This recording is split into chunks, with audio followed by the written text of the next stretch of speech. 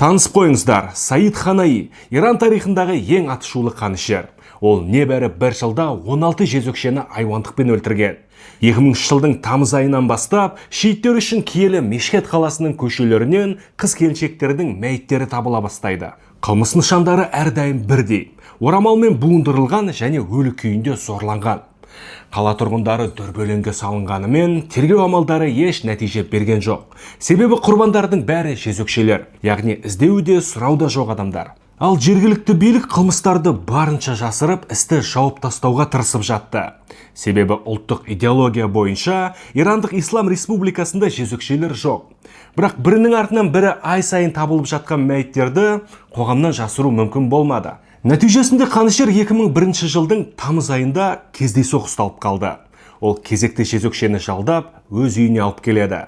Бірақ 30 жастағы келіншек осал емес болып шықты.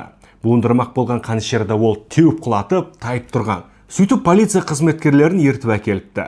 40 жастағы Саид Ханаи мүлдем ақталуға тырысқан жоқ. Айтуынша, шииттік әулие Әли ибн Мұса әл-Рида түсіне кіріп, жезөкшелердің көзін құрт деп бұйырыпты. Яғни қанды қылмыстарын дін үшін жасағанын алға тартады. Бірақ сараптама оның сөздерін жоққа шығарды. Себебі мәйіттерден оның ұрық қалдықтары табылған болатын.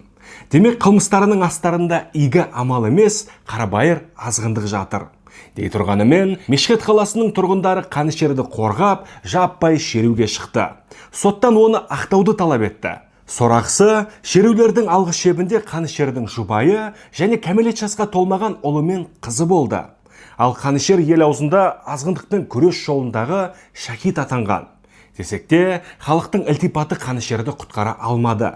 2002 жылдың 8 сәуірінде 40 жастағы Саид Ханаи дарға асу арқылы өлім жазасына кесілді.